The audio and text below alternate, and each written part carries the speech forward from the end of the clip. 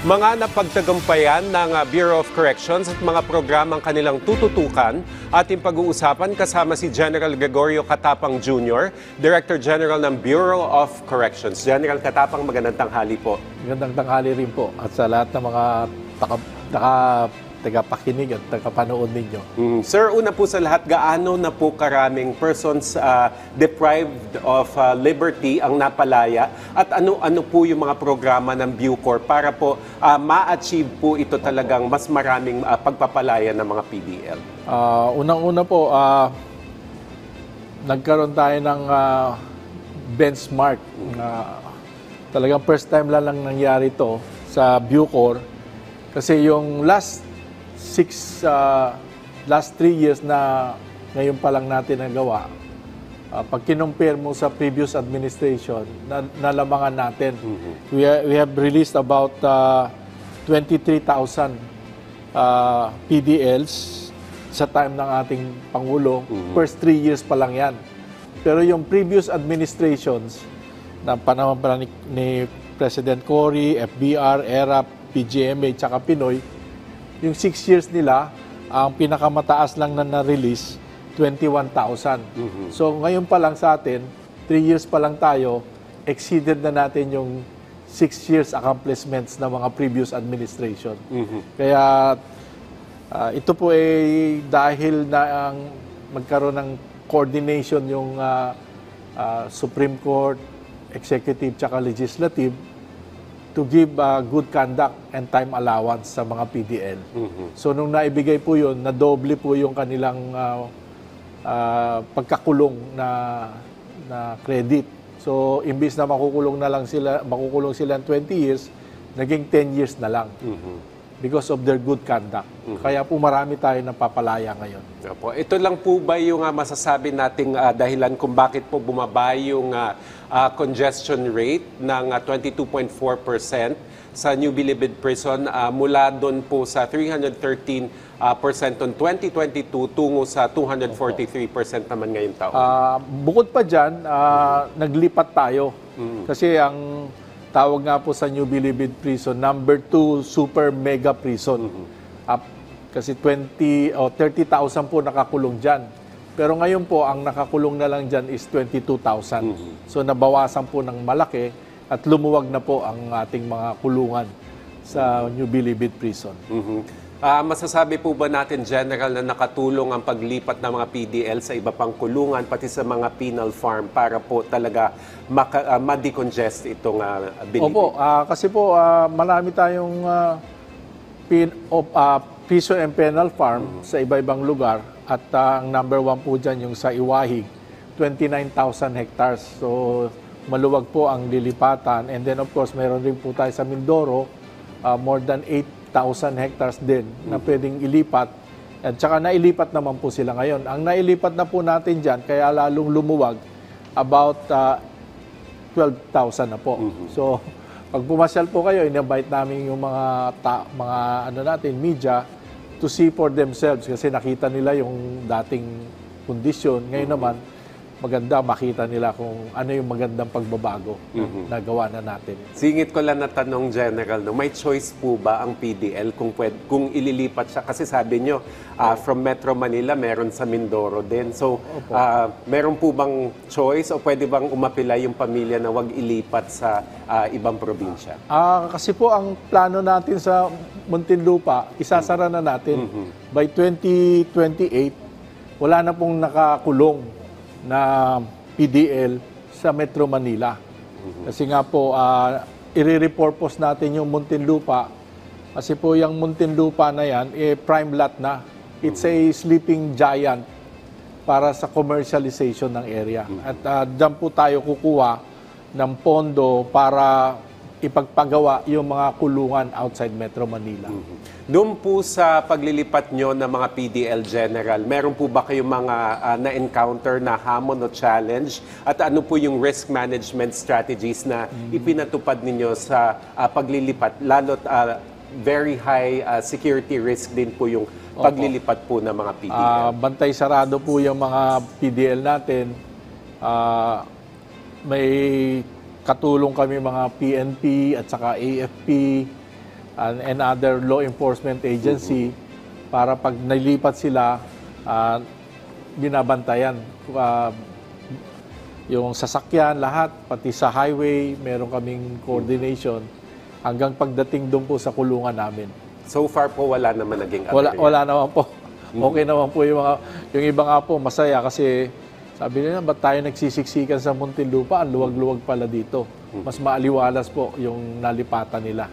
Baka mas makatulong din po sa rehabilitasyon kung mas maaliwalas. Opo, mas relax yung, po sila, yung atmosphere. kapaligiran. Opo.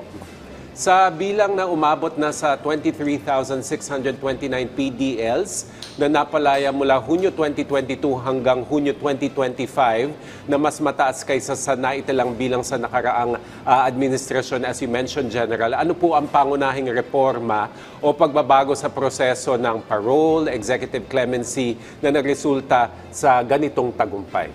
Opo, kasi ngayon pag na ano po natin, na-computerize po natin yung records nila. Nung pagpasok po ni Secretary Boying dyan, walang records na magulo.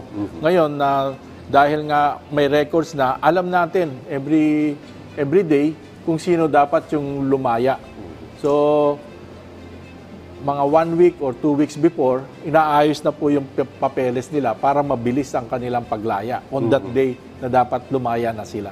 Dito po papasok talaga yung digitalization. Kasi Opo. dati, nung naging guest namin kayo dati, General, parang nabanggit natin na yung iba nawawala yung record. Opo. Yung mga dapat lumaya pala, Opo. hindi mapalaya kasi hindi mahanap yung record. So, Opo. malaking tulong itong digitalization na Malaki ito. po, malaki po. Talagang yan ang kailangan natin kasi kung walang records, walang basis para mag-release. Opo. Siyempre, General, may tanong palagi dyan about funding. Sapat po ba yung pondo nyo para sa mga bagong dormitoryo, para po sa pag-decongest talaga ng ating mga kulungan at ilan pa po ang kailangang mailipat ng mga PDL base sa inyong assessment ngayon? Of course, yung pondo na nilaan sa amin, matutuwa naman kami kasi nung umupo ako, 5 billion lang ang aming pondo. Ngayong 2025 na, after 3 years, nadoble na po yan, naging 10 billion na. Pero hindi pa rin po sapat, kaya ang sinabi na po sa amin ng you have to find ways and means to generate more funds to help the government. Kasi hindi pwede nating iaasa lahat sa gobyerno. So ngayon po, meron kaming mga PESA zone, may mga joint venture agreement na ginagawa para pag yung na-raise namin na pera, yun po ang papagawa ng mga kulungan.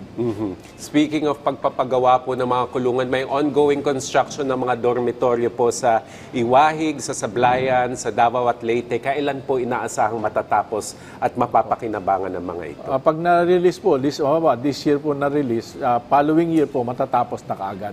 So yung mga na-release ng 2023, tapos na po nung 24, ngayon nung na-release ng 2024, tinatapos po ngayon 2025. So tuloy po ang construction ng mga lilipatan ng mga PDL. Opo. Overall po sa inyong panunungkulan, General, ano po yung long-term vision nyo para talaga maisakatuparan yung decongestion at overcrowding at ano po yung iba pang proyekto ninyo para mapaunlad yung pamumuhay at yung rehabilitasyon po ng ating mga PDL? Ang pinaka-focus po namin yung sustainability. Kailangan talaga magkaroon ng sariling pondo ang Bucor na hindi na kailangan manggaling sa gobyerno na magsusupport sa aming operations and then construction ng aming mga dormitories ang tawag namin. Kasi magpapalaya po kami ng, this month, papalaya kami ng 1,000. Ang papasok po sa amin, 1,500. So talagang whether you like it or not, kahit magpalaya ka pa ng lahat ng pwede nang lumaya, yung pumapasok naman pong mga PDL, kukulangin po yung dormitories. Kaya kailangan magpapagawa talaga. Ayan, hindi lang po dormitoryo ang kailangan pagtuunan, yung mga bagong paglilipatan, kundi pati yung mga tauhan. Number one, sapat po ba yung tauhan nyo sa ngayon? At ano po yung mga programa nyo ngayon in terms of personnel management para po talaga maipatupad nyo yung mga gusto nyong changes na ipatupad? Kasi po ang ang ating mga PDL nakalimutan nung 50 years ang na neglected. Kasi ang huling pulungan na pinagawa ng ating gobyerno panahon pa ng tatay ng ating presidente ngayon, si Marcos Sr. 1973 po yung huling pulungan na napagawa. After that, wala na po napagawa. So kaya talagang nagmamadali tayo magpagawa ngayon. And sa personnel naman, equally, ang mga personnel natin, 50 years rin napabayaan. So, kailangan ng additional personnel, nabibigyan na naman po kami. And then, of course, promotion. Yung iba po dyan, nagre-retire na kung ano yung position nila na inoccupy, let's say, ang rango nila sa private, nagre-retire private pa rin, hindi po na-promote. At saka, itong mga education and training, yung value system, and then, of course, nagkaroon ng konting yung mga naiwan dyan, may mga scalawags rin tayo. So, mga 157 po na scalawags ang ating naparusahan. So, tinutulungan natin yung ating mga personnel, but at the same time, I want yung pinaka-importante po dito, yung integrity. Kasi yung integrity nila, that will ensure yung proper management ng ating mga PDL. Ayan po. So nabanggit natin yung personnel management, yung pagdagdag po ng mga dormitoryo po. Ano pa po yung mga magiging prioridad nyo in the coming months, in the coming years para po talaga maisaayos yung sistema? Ang Bucor po kasi talagang may mga assets na tawag namin sleeping giant. Itong asset namin dito sa Muntinlupa is the biggest asset, land asset na available within Metro Manila. It's about 367 hectares. We will make good use of it para to raise funds for our modernization and paggawa ng mga dorm. And then yung another sleeping giant, yung Palawan namin, we have 29,000 hectares now. Is already ripe for to become a PESA zone, export processing zone, so that yung mga PDL natin, habang nakakulong, pwede silang magtrabaho as workers sa PESA zone. And then after na laya na sila, kung saan sila nagtrabaho sa PESA zone, ang agreement is i-hire na rin sila as regular employees. And then meron kaming latest na na-develop na discover na naman din yung Sablayan. Kasi ang Sablayan pala is the biggest municipality of our country. Sablayan Occidental Mindoro is 218,000 hectares. So it's sabi ni Mayor Marquez, sabi niya, this is the sleeping giant of the country and we want to awaken it together with Bucor. So made-develop rin po yung area na yon and it will be a show window on how Bucor and local government can join forces and help our PDL at the same time develop their municipalities. Nasaan na po tayo, General, sa proseso ng paggising sa mga sleeping giant na yan para ma-address po yung mga issue gaya po ng regionalization pati po yung sustainability ng mga programa? Nandun na po kami meron na po kami mga memorandum of agreement. Of course, naki-join forces din kami sa UP. Meron silang sleeping giant din sa Laguna na 8,000 hectares na vacant na gusto rin nilang ma-develop. So, we are also swapping land. Yung UP naman, binigyan namin ng lupa sa Palawan. So, UP can put up also a University of the Philippines, Palawan. So, ongoing po lahat yung negotiation and hopefully by the pagtapos nitong term ng ating administration, we can be really relevant, sustainable, and a respected Bucor. Siyempre, mahalaga rin po talaga, General, yung rehabilitation ng ating mga PDL para eventually, pag nag-assimilate na sila sa lipunan muli, magiging productive citizens sila muli. So, paano po ninyo pinagtitibay yung reformation programs ng Bucor, particular po sa drug treatment at rehabilitation intervention? Ayun nga po, ang next na papagawa natin is yung rehabilitation. Kasi ang mga nakukulong po sa Bucor, of course, galing din sa BJMP, 70% po na crime na nakomit nila is drug-related. So kailangan talagang dalhin sila sa drug rehab para pag nagsimula na sila ng reformation nila, hindi na sila drug addict o drug influence. And then of course, bukod pa sa reformation, may reintegration program. Kasama naman namin yung whole of society, lahat ng mga malalaking kumpanya katulad ng San Miguel Corporation, pwede natin banggitin kasi si President Ramon Ang, nung bumisita doon, natuwa sa ginagawa natin, nag-donate siya ng 150 million. 50 million for the education of PDL. And then sabi niya, ititrain niya mga yan para paglaya, may employ ko rin sa kumpanya ko. And then at the same time, nagbigay rin siyang food subsidy na 100 million. So other mga big companies naman gusto rin sumali sa atin. Opo. Para po matupad yung mga reforms na gusto ng Bucor, syempre kailangan po natin ng tulong ng mga mambabatas. So Opo. ano po yung mga ilang panukala na isinusulong nyo sa 20th Congress para po talaga ma-rehabilitate Opo. din ang institution ng Bucor Opo. itself?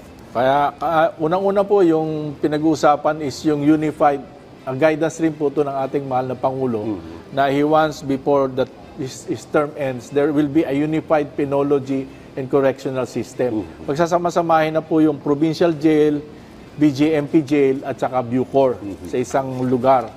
And then management, isa na lang, under the Department of Justice. Lately po, nagkaroon na ng verbal agreement si Secretary SILG, John Vic, and the Secretary Boying Rimulya ng DOJ na ilipat na yung operation and control of BJMP. So, magsisimula na po yan. And then, of course, kailangan ipasa yung batas sa Unified Penology and Correctional System.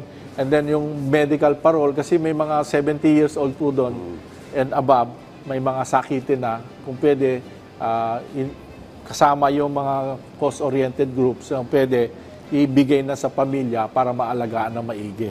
And then, of course, yung in the future, we see that Bucor will be a big government GOCC na mag-earn din siya ng income. Kaya we are proposing a bill. We call it the Bucor Modernization and Land Development Authority. Parang BCDA siya, para yung lahat ng properties namin, itong authority na lang na ito ang magmamanage. Opo. Siguro bilang panghuli na lang, General, mensahe nyo na lamang po sa mga partner, sa mga stakeholder, Opo. at kahit sa mga pamilya po ng mga PDL na umaasa po na lalong maisasaayos ang sistema at ang pamamalakad, pati yung pasilidad po ng Bucor. Opo, ito nga pong remaining second term ng Congress na ito, 20th Congress, of course, yung 3 years remaining ng ating administration, we will really concentrate on making sure na ang Bucor will be relevant, sustainable, and respected. So lahat po ng kailangan gawin, we will make it happen during the administration of this of our beloved President Bongbong Marcos. Kaya ang battle cry po namin, bagong Bucor sa bagong Pilipinas. Yan. Maraming salamat po. Akmang-akma, bagong Bucor sa bagong Pilipinas. Maraming salamat po sa inyong oras. General Gregorio Katapang Jr., Director General ng Bureau of Corrections. Thank you, sir. Salamat din po.